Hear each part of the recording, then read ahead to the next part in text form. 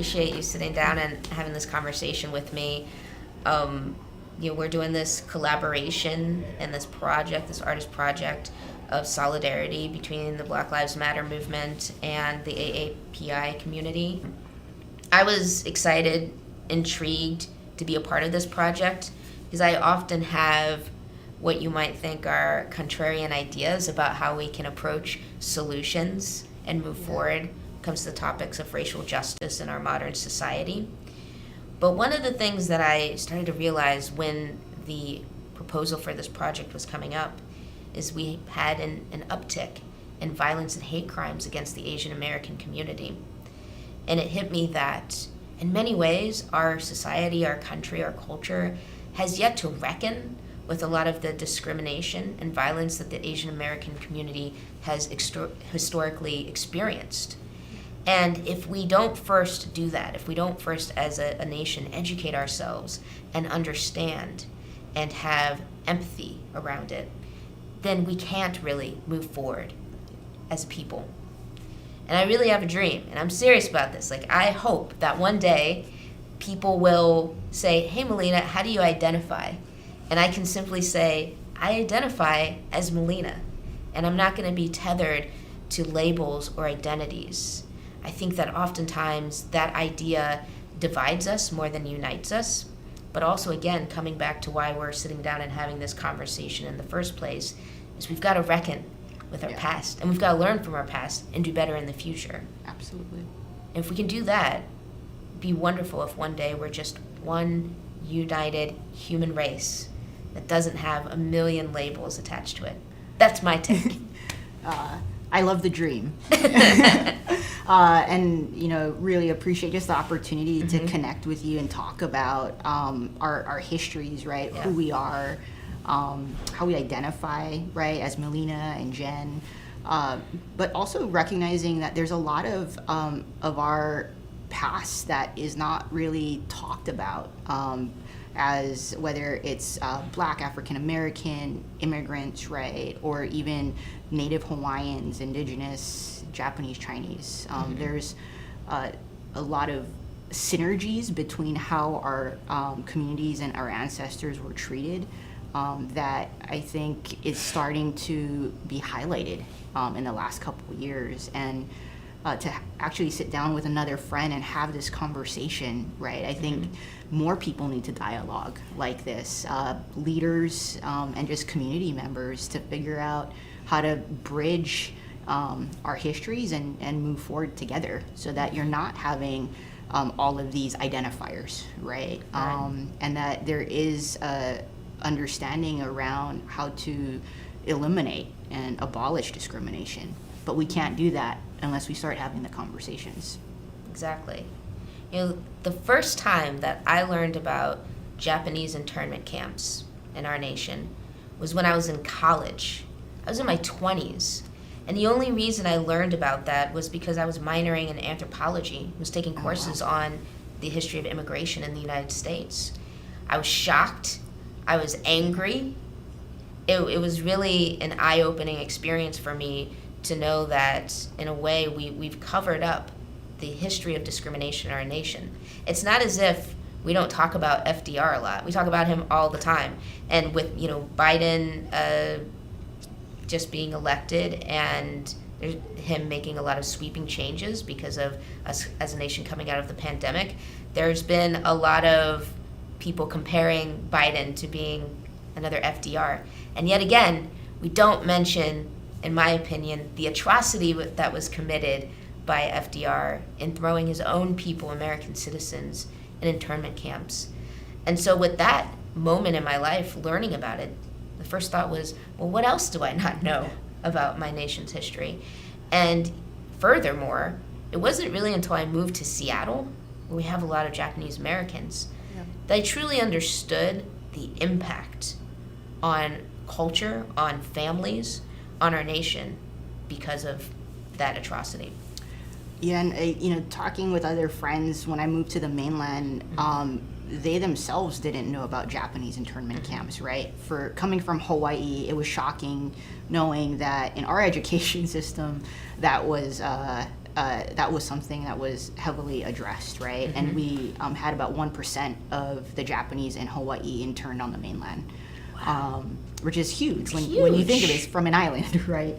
And also understanding the areas, moving and relocating to the Pacific Northwest. There's a lot of history, Japanese history within the Central District, the Puyallup Fairgrounds, right? Mm-hmm. But also just, I think there's even another aspect of the Japanese being interned that many people might not be aware about is there was even a proposal to intern American Europeans of European descent, and it was decided not to. And so recognizing our country's foundation of how we constantly choose white supremacy and systems and institutions that will oppress people of color, I don't think that that is talked heavily about either, right?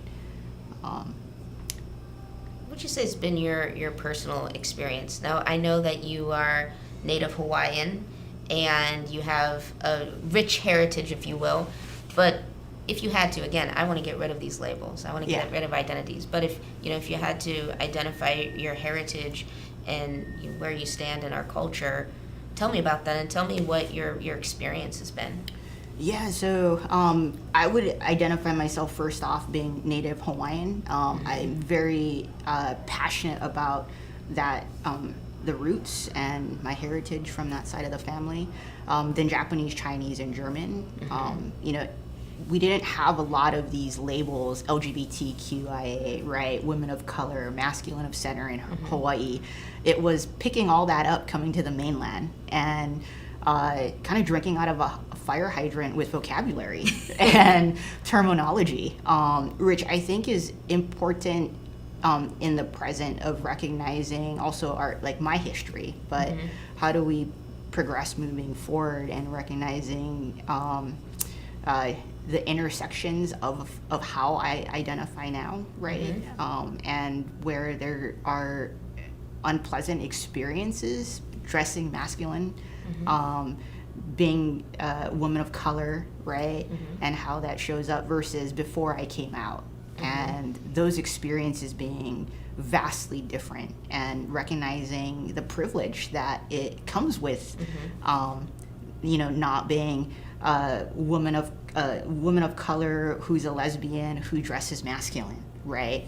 And having people stare at me or having, getting kind of like not strip searched at TSA, but always the one getting, picked out of line. No way. Yeah. I get randomly chosen a lot too. Yeah. Randomly chosen a lot. I really need to buy a lottery ticket. Yeah. Say. Haven't yet, but I probably should. But what about your experiences as another woman of color who likes to dress masculine of center? Well, it's interesting that you're bringing up that topic because it's kind of what brought us to the table or brought us to this conversation to begin with, right? Because it's something that we have in common with each other. We're both lesbians, we're both masculine of center, if you want to call it that, and we both love to dress really well. I love your outfit. Thanks. You're looking dapper today. You as well, my friend. Thank you. It's interesting when it comes to the way that I dress. I think that going out into the world, the way people, again, want to slap labels or make assumptions about me is very interesting. The reason I dress the way I do is because it's what makes me most comfortable. I'm comfortable in these clothes. It makes me feel good. I think I look good. I love fashion. It's a really big part of my life. That's why I'm in these clothes. For some people, me simply putting these textiles on my body makes them uncomfortable. Makes them feel as if I'm trying to provoke them. It's not my intention at all. Other people see me dressed this way, and they cheer me on, but it's because they think I'm trying to be an activist, that I'm trying to make a statement through my clothing. Again, that's not the point either. It's just I want to be me, and this is a part of who I am, wearing nice suits. So it's interesting navigating the world and looking at how people respond just walking down the street. I get smiles, I get frowns, I also get confusion, and I'm not sure why they're confused. I'm thinking maybe at first they say to themselves, why is she wearing a suit? She looks good, but I still don't get it. I don't know what's happening here. But that's been my experience. And it's, how do I put this? I guess it's a choice of whether or not I want to put a suit on, but it's not a choice in how I feel as a human, how I want to express myself. And I would really like to be able to move forward and truly being myself in my body without getting any kind of response other than indifference from strangers walking down the street. Yeah, no, absolutely. I think for me, personally as well, there's a lot of stereotypes of how Asian women need to show up, right? And just the history around how Asian women are presented in media, in film, and just the sexualization of women. And so I think there's been a lot of reflection and learning on my end around, Japanese and Chinese women being sexualized. And I don't know if that's what made me choose to dress, more masculine, right, for security. But I know, growing up, I've always wanted to wear jeans and a button-up shirt, right? I've always wanted to wear that suit. And so once I got my first paycheck and I can, pay for my own clothes, it's finding what I'm comfortable in.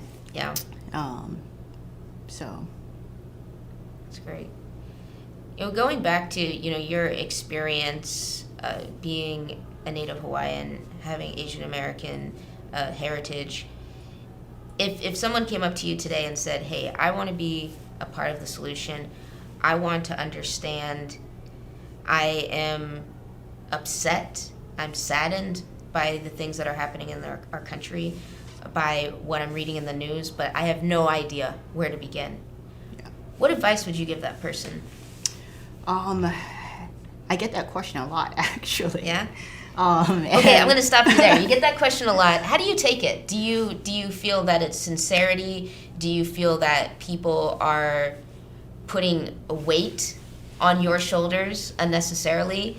Do you think it's genuine and it's great and you want more people to ask you? How do you feel about that? I think it depends on who's asking, okay. Right? If it is typically the questions I get are from white, straight, cis men and women. Okay. Hey, Jen, during BLM, we know that you're doing a lot of diversity, equity, inclusion training, and you're educated in this space. Can you tell us what we can do? And it's like, yeah, absolutely. Use your positions of privilege and power, your title, help influence, call out things when you see it, right? Both in work and out of work. It's going to be uncomfortable. You can't just read a book. You got to then enact, right? And apply what you're reading. And where I get frustrated is being asked the same thing, and no one's willing to give up that privilege, right? No one's willing to be uncomfortable or to fumble on the words or to put themselves out there. And so what ends up happening is I get the same questions, but then no action. And so there's only so much coaching I can do. It's up to the leaders to figure that out. They need to give up privilege and be uncomfortable. And I think that's what creates change, right? It's connecting the education and the books and the history with, okay, how do we move forward? But no one else is gonna do it for you. Right. So that's kind of where I come from with a lot of the white leaders that have asked me those questions. Now, other friends where it's a different relationship, I would say it's similar response, but more I think provocative too around what have you done as well to educate yourselves, right? Like how else are you engaging in the community and finding ways to give back? I mean, similar responses in the workplace, but depending on the friend and the question that comes out and that relationship that I know, it could be a little different. That's It's very interesting. And I'm going to throw an idea out, and I think this is like oftentimes where we might approach things differently. So, I have a philosophy, and I've really tried to push it. In fact, I wrote an article last year about, specifically white people, but this could apply to a lot of people, but specifically white liberals who are really adamant about supporting Black Lives Matter and posting about it a lot on social media and putting signs in their front yards about Black Lives Matter. And the gist of the story or the gist of the essay that I wrote, the message that I was trying to get out to the world, go with me on this, is that you can read all the books you want, like you said. You can post all the things you want on social media. You can even be a part of protests. But nothing's really going to change until you start to understand people who are different than you as real humans. So, in that article, I just put a question out to the reader. Do you have any Black friends? Yeah. Really, do you have any Black friends? Not the person at the coffee shop, not the coworker in the other department, but do you truly have people who you love, who are your friends, who are maybe even your family, a relationship to that extent, people who you can call, people who can call you. You break bread with them. Your kids play together. Do you have those people in your life? Because if you do that, then we won't even need to have that conversation anymore. In my opinion, we can break through not understanding other races, not understanding other cultures, and having that disconnect just by meeting each other on a human level. One of the reasons why, when we saw this uptick in attacks on the AAPI community, one of the reasons why I really started thinking about it is because I have people in my life, friends, who I love. They're friends, but I look at them as family, who happen to be Asian American. And so my response was people who are very important to me, who I care about. How are they coping with what's happening in our country? How do they feel? I want to have conversations with them. I want to better understand. But again, I'm looking at them as human beings on a much different level than this category of other. And so what do you think about that? What do you think about, we just need to break things down and say, we're all humans, we're all people, and we need to treat each other that way. That's the baseline. I think it's a great, and I think it goes back to the dream, right? Like, I think it's a great dream and vision. Given the, I think, history, just globally, but also just within the U.S., there's a lot that needs to change, right? There's a lot of acknowledgement that needs to happen, mainly from white people, right? And understanding the systems that are in place, the institutions that have been created, particularly to oppress people of color, right? Blacks, Browns, Indigenous, right? Native Americans, Native Hawaiians. And until there's that understanding around and an agreement, first off, I think understanding and acknowledging the history of how this country was founded, and then understanding and being willing to break apart the systems that continue to perpetuate discrimination, I don't think we'll get there. So what if I'm just an average, we'll say Joe. Let's say Joe, because you said white people, right? So let's say I'm average Joe, and I don't really have power. I'm not I'm not a CEO of a big company. I'm not an executive with lots of employees. But I'm a person that wants to see my world change for the better. What do I do? I'm going to push you a little bit on this. I think it goes, again, back to, my earlier response. It doesn't have to only be like the white leaders, right? But it's also other white colleagues.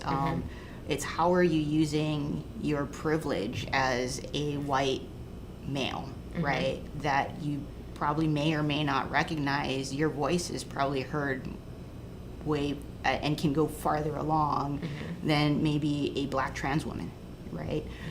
So even if you're mid-career and you're not a manager, you're not a people person, how can you use your privilege in the workplace to amplify voices, right, that aren't heard?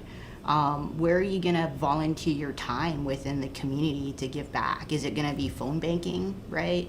Is it going to be working to help bridge communities of color or giving back to the education system? That would be my response. It goes back to action, right?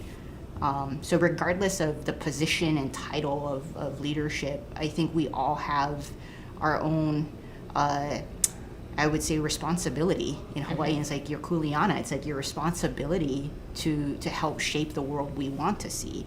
And that's where I'd love the dream, right? And at the same time, when I look at the world right now and the divisiveness, even within our own country, and even within the own Asian population, right? There is a lot of education first, awareness, and then action that needs to take place from all parties, right? It's not only the whites, it's the blacks, it's the browns, it's Hispanic, it's Asian, it's I think we all have our responsibility to help move things forward and find reconciliation. So let's talk about intersectionality.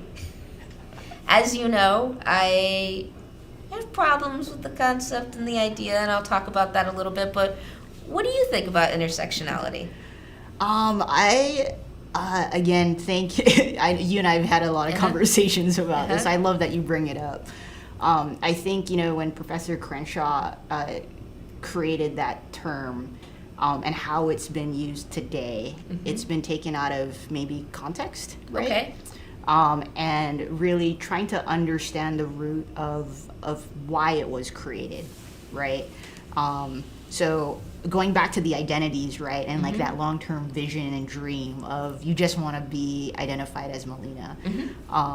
And getting to that dream, I think part of that, the word intersectionality identifies or creates identification of how individuals are labeled, right? And the privileges and or lack thereof that they have because of the labels.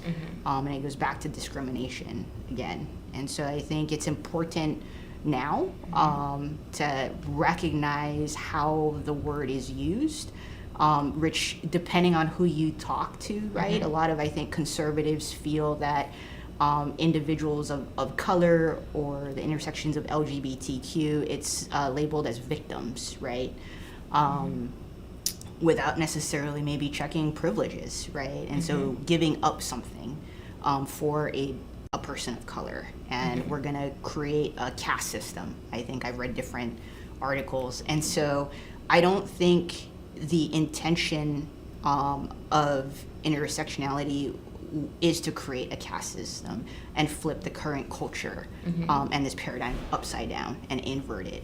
I think it's really to create space and awareness of how people identify, but also where discrimination and divisiveness is seen. That's an interesting take. And the reason why I wanted to bring it up is because, we're sitting down to have this conversation about solidarity between the Black community, African American community, and the AAPI community. I think that's a fantastic idea. Hasn't always been the case in our country. There isn't exactly a consistent history of solidarity between the Black community and the Asian community for many reasons. I think a great example is to look at the history between the Black community and the Korean American community in Southern California and LA. Yeah. And one could even argue that was a contributing factor to the LA riots in the early 90s, right? So one of the issues that I take with intersectionality, and again, I'm thinking about this with the purpose because I want to see the solidarity, I want to see unity between communities and between cultures, is that we still need to reckon with the history of these two groups not always being united. And when we slap intersectionality and say, well, BIPOC includes me, BIPOC includes you, very different cultures, very different history. And we still haven't been able to work through the discrimination that your community has faced. I think we've done a lot more work in the Black community, still work to be done. Yep. And when we're all just kind of together in one category, we miss out on those opportunities to have those difficult conversations. Like you said, I want cisgender white men to have more difficult conversations. I agree, Absolutely. but I think that our communities need to do the same. You know, as a person who is a lesbian, I also am troubled with intersectionality because I think the Black community has a lot of work to do when it comes to LGBTQ issues, especially in the trans community, So again, when we're all just bucketed together as one giant minority pie, we don't have the opportunity, maybe even we don't have the courage to say, oh no, you all have work to do in this area, you all have work to do in this area, and we really can't come together until we have those difficult conversations. What do you think about that? Absolutely. You know, I've learned a lot, I would say, in the last, year or so, trying to just understand more for myself around, Black history and also Asian history. Because in Hawaii, again, it's somewhat filtered, right? Right. You probably don't know nearly as much about like the Black civil rights movement. Yeah. Just as I don't I wasn't taught about what Native Hawaiians experienced. Yeah, and part of, the recent research I've done, and it's like, it goes back to even the Chinese railroad, right? Mm-hmm. And probably most Americans don't even realize the Chinese immigrants that were brought in to create the railroad, but the opposition they faced because they couldn't get enough white workers, right, when they needed to build a railroad. And so there was this idea and a pilot done, I think it was like 50 Chinese, and then before you know it, it's majority Chinese. Pays different, right? They had to pay for their provisions. Their monthly rates were different, 30 to 50% less than the white railroad workers. But even after all of that, when you look at the Chinese Exclusion Act, right, the Asian Immigration Act, and you get to like the 1960s and how, again, it goes back to the systems of the government of white supremacy, of how we're going to exclude certain races and certain ethnicities, and grant them certain access and means. We're going to give them a little bit more than a Black community, right? And so I discovered, the Koreans were essentially kind of picked because of the social economic class to come into the U.S. Without realizing the country and systems that they were joining. They couldn't come in at the same level where they left Korea. Right. They couldn't create their own, again, at the same level, right? So they had to create small businesses, but they couldn't get land. So where did they go? They were forced into Black communities. And so when you look again at the media, I think around how Blacks were portrayed in media and television with Koreans, it's not educated, right? Dangerous. They're in prison. Certainly. And with the Korean War, what the Black community, what they only knew is that Koreans couldn't be trusted. And so where do you get, it's like the LA riots, like you mentioned, you have to have leaders of these communities come together and bridge and help educate and move things forward. And I think probably the Koreans are maybe more educated than some of the other Asian ethnicities because of that. Yeah. So where do we go from here, right? We've talked about the reckoning, the education that we both need to do more of to understand, not the best term, but the other side. People who are different than us. But I'm always looking for solutions. So if the two of us can walk away from this conversation with tangible action items of how we can play just a small part in unifying our culture better, what do you think? That's such a good question. I wish you asked me that in the email prefacing so I could come up with some action items. No, I think for me personally, it is to continue the education aspect, but it's taking the same response and recommendations I give others, right, is how am I going to act in the company I'm going to work for, the community, where can I give back to others, and how can I create influence? And so I paused my career in the engineering industry and stepped away because I wasn't seeing a lot of influence after almost 20 years, right? There wasn't a lot of change. And so I myself am trying to personally understand where I can impact and where my action can have the most influence. I'm looking at a startup right now to say, okay, where can I partner with other DEI experts, facilitators, leaders, consultants. So I think that the question for me is like, okay, Jen, you need to like dive into your startup. You need to network more. You can't sit back. Like the time is now, right? I love that. Yeah. How about yourself? Well, I've got an idea. I'm going to throw this out. Maybe we can do it in the future. But the pandemic's almost over. Yep. You got your vaccine. I've been vaccinated. I'm very excited about that. I would love to take another element that I think is very unifying in our world, and that's food, a meal, breaking bread with other people. What do you think about as like a first step, a giant communal table of people of all different backgrounds, socioeconomic backgrounds, cultural, racial, gender, everything you can think of, and just coming to a table together where we can have candid conversations and make it a safe space. And when I say safe space, it's a space where we can propose any idea, ask any question without fear of being judged or questioned, but truly be able to be vulnerable to better understand each other's experiences and walk away from that dinner. My hope is with more understanding, but also with each of us wanting to do something different in our lives to make things better. I love it because it's continuing the conversation, right? And hopefully through that dinner, you have more friendships and connections that can further dialogue. That human connection. We'll all leave the table just being humans. It'll be great. So when's dinner?